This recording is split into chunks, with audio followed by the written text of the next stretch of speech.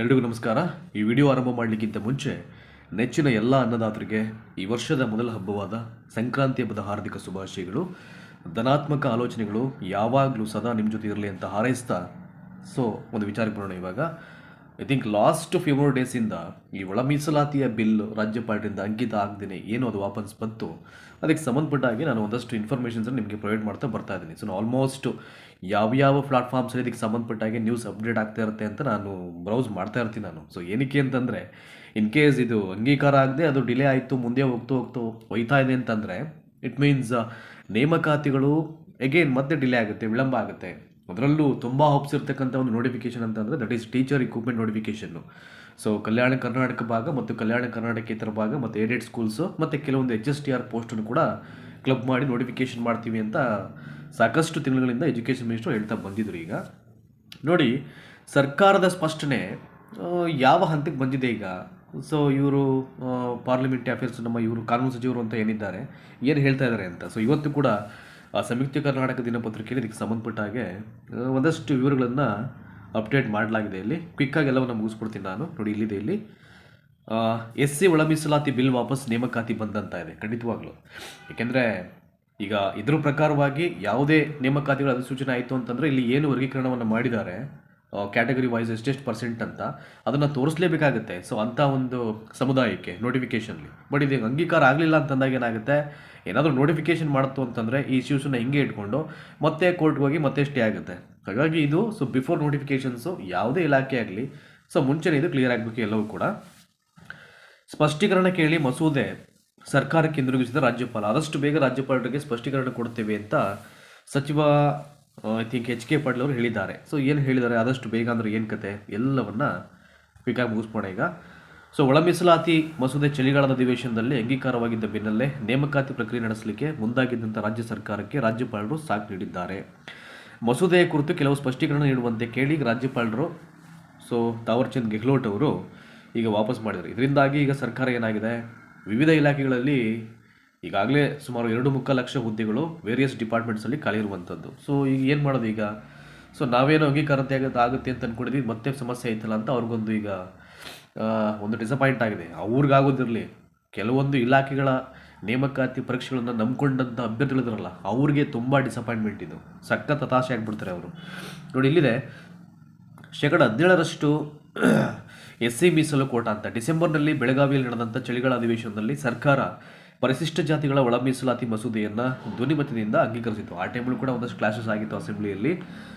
ಮೀಸಲಾತಿ ಸೌಲಭ್ಯಗಳ ನ್ಯಾಯಯುತ ಮತ್ತು ಸಮಾನ ವಿತರಣೆಯನ್ನು ಖಚಿತಪಡಿಸಿಕೊಳ್ಳಲು ವಿವಿಧ ಉಪಪಂಗಡಗಳ ನಡುವೆ 6:60:5 ದಟ್ ಈಸ್ 6:5 ಅನುಪಾತದಲ್ಲಿ ಪರಿಶಿಷ್ಟ ಜಾತಿಗಳಿಗೆ ನಿಗದಿಪಡಿಸಿ 17% ಮೀಸಲಾತಿ ಕೋಟವನ್ನು ವಿಭಜಿಸಲಾಗಿತ್ತು. ಅಂದರೆ ಅಲ್ಲಿ ಬೈಫರ್ಕೇಷನ್ ಮಾಡಿದರು.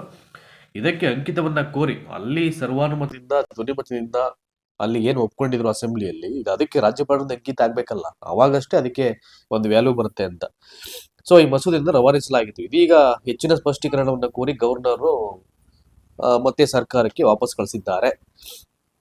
ನೋಡಿ, ಇಲ್ಲಿದೆ ಈಗ ವೆರಿ ಇಂಪಾರ್ಟೆಂಟ್ ಈ ಪಾಯಿಂಟ್ ಇದೆಯಲ್ಲ, ಇಲ್ಲಿ 2024ರಿಂದ ನೇಮಕ ನೆನೆಗುದಿಗೆ ಅಂತ. 2024ರಿಂದ ಏನು, ಅದಕ್ಕಿಂತ ಮುಂಚೆಯಿಂದ ಆಕ್ಚುಲಿ ಟೀಚರ್ ರಿಕ್ರೂಟ್ಮೆಂಟ್ ನೋಟಿಫಿಕೇಶನ್ ಆಗಿದ್ದು 2027ರಲ್ಲಿ. ಇನ್ನು ಅದಕ್ಕೂ ಹಿಂದೆ ಒಂದ್ಸಲ ಆಗಿತ್ತು. ಇನ್ ಬಿಟ್ವೀನ್ ತುಂಬಾ ಗ್ಯಾಪ್ ಇತ್ತು ಅಲ್ಲಿ. ಇನ್ ಬಿಟ್ವೀನ್ ಗ್ಯಾಪ್ಸೇ ಜಾಸ್ತಿ. ಅಂದ್ರೆ ಸಕಾಲಕ್ಕೆ ಮಾಡದಿದ್ರೆ ಇದೇ ಕಥೆ ಆಗುತ್ತೆ. ಇಲ್ಲಿ ಒಳ ಮೀಸಲಾತಿ ನಿಗದೀಕರಣಕ್ಕೆ 2024ರ ಅಕ್ಟೋಬರ್ನಿಂದಲೂ ನೇಮಕಾತಿ ಪ್ರಕ್ರಿಯೆ ನೆನೆಗುದಿಗೆ ಬಿದ್ದಿತ್ತು. ಈಗ ಮತ್ತೆ ಅದು ಹಿನ್ನೆಲೆಗೆ ತಳ್ಳಲ್ಪಟ್ಟಿದೆ. ಯಾವಾಗ ಅಸೆಂಬ್ಲಿಯಲ್ಲಿ ಅದು ಎಲ್ಲ ಒಪ್ಕೊಂಡಾದ ನಂತರದಲ್ಲಿ ತುಂಬಾ ಜನ ಖುಷಿ ಆಗ್ಬಿಟ್ಟಿತ್ತು, ನೋಟಿಫಿಕೇಶನ್ ಆಗ್ಬಿಡುತ್ತೆ ಇದು, ಇನ್ನು ಮತ್ತೆ ಡಿಲೇ ಆಗಲ್ಲ ಅಂತ. ಈಗ ಇದೊಂದು ತಲೆನೋವು ಸ್ಟಾರ್ಟ್ ಆಗ್ಬಿಡುತ್ತೆ ಈಗ ಅದು ಅವ್ರು ವಾಪಸ್ ಕಳಿಸಾದ ನಂತರದಲ್ಲಿ. ನೆಕ್ಸ್ಟ್ ಇನ್ನೂ ಖಾಲಿ ಉಳಿದಿವೆ ಸುಮಾರು 2.73 ಲಕ್ಷ ಹುದ್ದೆಗಳು. ಅಂದ್ರೆ ನಿಯರ್ಲಿ 3 ಲಕ್ಷ, 2.25 ಲಕ್ಷ ಅಂತ ಅನ್ಕೊಳ್ಳಿ. ಈಗ ಬೆಳಗಾವಿ ಅಧಿವೇಶನದಲ್ಲಿ ಸರ್ಕಾರವೇ ನೀಡಿದಂತ ಅಧಿಕೃತ ಅಂಕಿಅಂಶಗಳ ಪ್ರಕಾರ ರಾಜ್ಯದ ವಿವಿಧ ಸುಮಾರು 43 ಇಲಾಖೆಗಳಲ್ಲಿ 2.73 ಲಕ್ಷ ಹುದ್ದೆಗಳು ಖಾಲಿ ಇವೆ. ಈ ಪೈಕಿ ಶಿಕ್ಷಣ ಇಲಾಖೆಯಲ್ಲಿ ನೋಡಿ 69,800 that is the highest number of recruitment ಆಗ್ಬೇಕಾಗಿರೋದು. ನೋಡಿ, ಇಲ್ಲಿ 69,800 ಎಜುಕೇಶನ್ ಡಿಪಾರ್ಟ್ಮೆಂಟ್ ಅಲ್ಲಿ, ಇಲ್ಲಿ ನಿಯರ್ಲಿ 70,000 ಅಂತ ಅನ್ಕೊಳ್ಳಿ. ಹಾಗೂ ಆರೋಗ್ಯ ಇಲಾಖೆಯಲ್ಲಿ ಹೆಲ್ತ್ ಅಂಡ್ ಎಜುಕೇಶನ್ಗೆ ಫಸ್ಟ್ ಪ್ರಯಾರಿಟಿ ಕೊಡಿ ಅಂತಾರೆ. ಹೆಲ್ತ್ ಅಂಡ್ ಎಜುಕೇಶನ್ ಅತಿ ಹೆಚ್ಚು ಹುದ್ದೆಗಳು ಖಾಲಿ ಇರತಕ್ಕಂಥದ್ದು ದುರಂತ ಇಲ್ಲಿ. ಇನ್ನು ಹೆಲ್ತ್ ಡಿಪಾರ್ಟ್ಮೆಂಟ್ ಅಲ್ಲಿ 34,908. ಇನ್ನು ಗೃಹ ಇಲಾಖೆಯಲ್ಲಿ 23,580 ಹುದ್ದೆಗಳು ಖಾಲಿ ಇವೆ. SC ಒಳ ಮೀಸಲು ಮಸೂದೆ ಲೋಕಭವನದಿಂದ ಹಿಂದಿರುಗಿದಿರುವುದು ಈ ಎಲ್ಲಾ ನೇಮಕಾತಿಗಳ ಮೇಲೆ ಕರುಣೆಗಳು ಬೀರಿದೆ. ರಾಜ್ಯಪಾಲರು ಮಸೂದೆಯನ್ನ ಅಂಗೀಕಾರ ಮಾಡಿದ ಬಳಿಕವೇ ಮತ್ತೆ ನೇಮಕಾತಿಗಳು ಶುರುವಾಗಲಿದೆ. ರಾಜ್ಯಪಾಲರು ಮಸೂದೆಯನ್ನ ಇಮಿಡಿಯೇಟ್ ಅಂಗೀಕಾರ ಮಾಡಬೇಕು ಅಂದ್ರೆ ಅಷ್ಟೇ ಇಮಿಡಿಯೇಟ್ ಆಗಿ ರಾಜ್ಯ ಸರ್ಕಾರದವರು ಸರಿಯಾದ ರೀತಿಯ ಒಂದು ಸ್ಪಷ್ಟನೆಯನ್ನ ಕೊಡಬೇಕು. ಆ ಸ್ಪಷ್ಟನೆ ಏನಾದ್ರು ಉರುಳಿದ್ರೆ, ಏನಾದ್ರೂ ಅವ್ರಿಗೆ ಸ್ಯಾಟಿಸ್ಫ್ಯಾಕ್ಷನ್ ಆಗದ ರೀತಿ ಸ್ಪಷ್ಟನೆ ಕೊಟ್ರೆ ಅದ್ ಮತ್ತೆ ಅವ್ರು ಯಾವುದೇ ಕಾರಣಕ್ಕೂ ಅಂಗೀಕಾರ ಆಗಲ್ಲ, ಅದು ಮತ್ತೆ ವಾಪಸ್ ಬರುತ್ತೆ. ಅದು ಕ್ಯಾನ್ಸಲೇಷನ್ ಆಗ್ಬೋದು, ಮುಂದೆ ಅದು ಹೇಳಲಿಕ್ಕೆ ಆಗಲ್ಲ. ಇದು ಸರ್ಕಾರದವ್ರು ಮಾಡಬೇಕು. ಅದು ಯಾವ ತರ ಮಾಡ್ತಾರೆ ಏನ್ ಕತೆ ಅಂತ ಅನ್ಬಿಟ್ಟು. ಹಾಗಾಗಿ ನೋಡಿ, ಇಲ್ಲಿದೆ ನೇಮಕಾತಿ ಖುಷಿಯಲ್ಲಿದ್ದವರಿಗೆ ಈಗ ಕಹಿ ಅಂತ. ಎಳ್ಳು ಬೆಲ್ಲ ತಿಂದ್ಬಿಟ್ಟು ಒಳ್ಳೆ ಮಾತಾಡಿ ಅಂತಕ್ಕಂಥ ಸಂದೇಶವನ್ನ ಸಾರೋದು ಸಂಕ್ರಾಂತಿ ಹಬ್ಬ. ಸೊ ಇಲ್ಲಿ ಕಹಿಯನ್ನು ಹೊರಡು ಯಾಕೋ ಹಿತ ಅನಿಸ್ತಾ ಇಲ್ಲ. ಇಲ್ಲಿ ಇರ್ಲಿ, ಏನು ಮಾಡಕ್ಕಾಗಲ್ಲ. ಯಾಕಂದ್ರೆ ಎಲ್ಲವೂ ಧನಾತ್ಮಕವಾಗಿ ಆಗ್ಬಿಟ್ಟಿದ್ರೆ, ಅದು ಪಾಸಿಟಿವ್ ಅಂಗೀಕಾರ ಆಗ್ಬಿಡಿದ್ರೆ ಇವೆಲ್ಲ ಸಮಸ್ಯೆಗಳಾಗ್ತಿರ್ಲಿಲ್ಲ. ಅಂದ್ರೆ ಅವ್ರ ಅಂಗೀಕಾರ ಕಳಿಸ್ತಕ್ಕಂಥ ಟೈಮಲ್ಲೇ ನೀಟಾಗಿ ಒಂಚೂರು ಅದು ಏನ್ ಮಾಡಬೇಕಿತ್ತು, ಅದಾಗಿಲ್ಲ.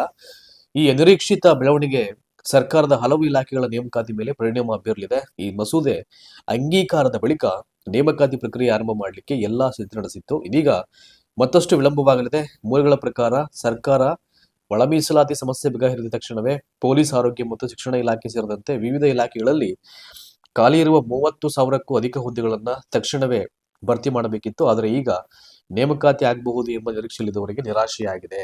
ಕೇಳಿದ್ರೆ ಇದನ್ನೇ ಹೇಳದವರು, ಹೀಗಾಗಿದೆ ನಾವು ಅನ್ಕೊಂಡಿದ್ವಿ, ಅದು ಅಂಗೀಕಾರ ಆಗಿಲ್ಲ. ಇದನ್ನ ಹೇಳಿ ಹೇಳಿ ಹೇಳಿ ಗಾಳಿಗೆ ತೂರ್ಕೊಂಡು ಹಂಗೆ ಮುಂದೆ ಹೋಗ್ಬಿಡ್ತಾರೆ. ಈಗ ನೋಡಿ, ಇಲ್ಲಿ ಕಾನೂನು ಸಚಿವರು ಒಂದು ಸ್ಟೇಟ್ಮೆಂಟ್ ಮಾಡಿದರೆ, ದ ಸ್ಟೇಟ್ಮೆಂಟ್ ಇಸ್ ವಾಪಸ್ ಕಳಿಸೋದು ಸಹಜ, ಉತ್ತರ ನೀಡ್ತೇವೆ, ಸುಮ್ನೆ ವಾಪಸ್ ಕಳಿಸಲ್ಲ. ಏನಾದ್ರೂ ಲೋಪದೋಷಗಳಿದ್ರೆ, ಸಮಸ್ಯೆಗಳಿದ್ರೆ ಮಾತ್ರ ಅವರು ವಾಪಸ್ ಕಳಿಸ್ತಾರೆ. ರಾಜ್ಯಪಾಲರು ಅಧಿವೇಶನದಲ್ಲಿ ಅಂಗೀಕರಿಸಲಾಗಿರತಕ್ಕಂಥ ಯಾವುದೇ ಒಂದು ಮಸೂದೆಯ ಬಗ್ಗೆ ಸ್ಪಷ್ಟೀಕರಣ ಕೇಳಿ ಆ ಬಿಲ್ ಅನ್ನ ಸರ್ಕಾರಕ್ಕೆ ಹಿಂದಿರುಗಿಸುವುದು ಸಹಜ ಪ್ರಕ್ರಿಯೆ. ಈ ಒಳ ಮೀಸಲಾತಿಯ ಬಿಲ್ ಸರ್ಕಾರಕ್ಕೆ ಪ್ರಮುಖ ಮಸೂದೆ. ಹಾಗಾಗಿ SC ಮೀಸಲು ಮಸೂದೆ ಕುರಿತು ಅಪೇಕ್ಷಿಸಿರತಕ್ಕಂಥ ಸ್ಪಷ್ಟನೆಗಳನ್ನ ಸರ್ಕಾರ ಆದಷ್ಟು ತ್ವರಿತವಾಗಿ ರಾಜ್ಯಪಾಲರಿಗೆ ಒದಗಿಸಲಿದೆ. ನಾವು ಕೊಡ್ತೀವಿ ಸಾಧ್ಯವಾದಷ್ಟು ಬೇಗ ಅಂತ ಹೇಳಿದ್ದಾರೆ. ಸೊ ಅದೇ ಇಂಪಾರ್ಟೆಂಟ್. ಎಷ್ಟು ಬೇಗ ತಮ್ಮ ಸ್ಪಷ್ಟೀಕರಣವನ್ನ ಗವರ್ನರ್ಗೆ ಪಾಸ್ ಮಾಡ್ತಾರೆ ಇವರು, ಅಷ್ಟು ಬೇಗ ಅದು ಅಂಗೀಕಾರ ಆಗಿ ನೋಟಿಫಿಕೇಶನ್ ಮಾಡ್ಲಿಕ್ಕೆ ಅದು ಸರಿಯಾಗುತ್ತೆ. ಡಿಲೇ ಆಯ್ತು ಅಂತಂದ್ರೆ ಮುಂದೆ ಹಿಂಗೆ ಹೋಗುತ್ತೆ, ಮೇಲೆ ಅದು ಮತ್ತಷ್ಟು ಸಮಸ್ಯೆಗೆ ಎಡೆ ಮಾಡಿಕೊಡುತ್ತೆ.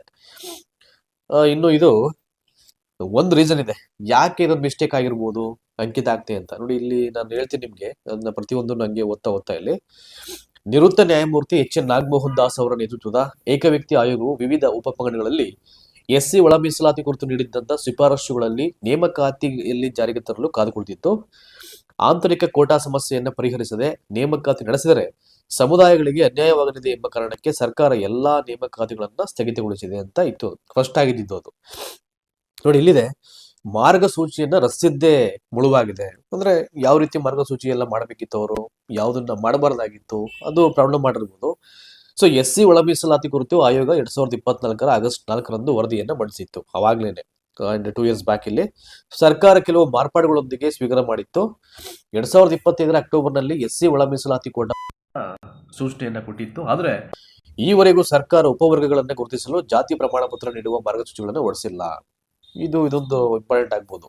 ಜಾತಿ ಪ್ರಮಾಣ ಪತ್ರ ನೀಡುವ ಮಾರ್ಗಸೂಚಿಗಳನ್ನ ಇಲ್ಲಿ ಐಡೆಂಟಿಫೈ ಮಾಡಿಲ್ಲ. ಏತನ್ಮಧ್ಯೆ ಒಳ ಮೀಸಲಾತಿ ಸೂಚಿಸುವ ಆದೇಶಕ್ಕೆ ಕಾನೂನು ಬದ್ಧತೆ ನೀಡುವ ಮಸೂದೆಯನ್ನ ಅಧಿವೇಶನದಲ್ಲಿ ಅಂಗೀಕರಿಸಿತ್ತು.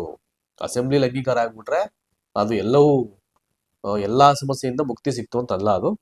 ಸೊ ಆದ್ರೆ ಇದೀಗ ರಾಜ್ಯಪಾಲರು ಹೆಚ್ಚಿನ ಸ್ಪಷ್ಟೀಕರಣವನ್ನ ಕೋರಿ ಮಸೂದೆಯನ್ನು ಸರ್ಕಾರಕ್ಕೆ ವಾಪಸ್ ಕಳಿಸಿರುವುದರಿಂದ ನೇಮಕಾತಿಗಳು ಮತ್ತಷ್ಟು ವಿಳಂಬವಾಗುವುದು ಖಚಿತವಾಗುತ್ತೆ. ಖಂಡಿತವಾಗ್ಲು ಇವ್ರೇನಾದ್ರೂ ಆತರ ಪಟ್ಕೊಂಡು ನೋಟಿಫಿಕೇಶನ್ ಮಾಡ್ಬಿಟ್ರೆ ಅಂಗೀಕಾರ ಲೇಟ್ ಆಗ್ಬೋದು ಅಂತ ಅನ್ಕೊಂಡು, ಅಥವಾ ಸ್ಪಷ್ಟೀಕರಣ ಬೇಗ ಕೊಡದೇ ಇದ್ರೆ ಮತ್ತೆ ಇದು ಕೋರ್ಟ್ಗೆ ಹೋಗಿ ಸ್ಟೇ ಆಗ್ತಕ್ಕಂಥ ಸಂಭವಗಳು ಜಾಸ್ತಿ ಇದೆ. ಹಾಗಾಗಿ ದಯಮಾಡಿ ರಾಜ್ಯ ಸರ್ಕಾರಕ್ಕೆ, ಎಲ್ಲಾ ಮಂತ್ರಿಮಂಡಲಕ್ಕೆ, CM ಆದಿಯಾಗಿ ಸಾಧ್ಯವಾದಷ್ಟು ಬೇಗ ಗವರ್ನರ್ ಯಾವ ರೀತಿಯ ಸ್ಪಷ್ಟೀಕರಣವನ್ನ ಕೇಳಿದ್ದಾರೆ ಮಸೂದೆಯ ಅಂಗೀಕಾರಕ್ಕೆ ಸಂಬಂಧಪಟ್ಟ ಹಾಗೆ, ದಯಮಾಡಿ ಸರಿಯಾದ ಪೂರಕವಾದ ಒಂದು ಸ್ಪಷ್ಟೀಕರಣವನ್ನ ಕೊಟ್ಟಿದ್ದೇ ಆದರೆ ಸಾಧ್ಯವಾದಷ್ಟು ಬೇಗ ಯಾವ ಇಲಾಖೆಗಳ ನೇಮಕಾತಿ ಸೂಚನೆಗಳು ಆಗ್ಬೇಕಿತ್ತು ಅದಾಗ್ಲಿಕ್ಕೆ ಸಾಧ್ಯ ಆಗುತ್ತೆ. ಅದಿಲ್ಲ ಅಂದ್ರೆ ಡಿಲೇ ಆಗುತ್ತೆ. ಸೊ ದಯಮಾಡಿ ಇದೇ ರೀತಿಯ ಮಾಹಿತಿ ಬೇಕು ಅಂದ್ರೆ ಹೀಗೆ ವಾಚ್ ಮಾಡ್ತಾರೆ, ಸಬ್ಸ್ಕ್ರೈಬ್ ಮಾಡಿ, ಕಂಟೆಂಟ್ ಇಷ್ಟ ಆದರೆ ಎಲ್ಲರಿಗೂ ಶೇರ್ ಮಾಡಿ.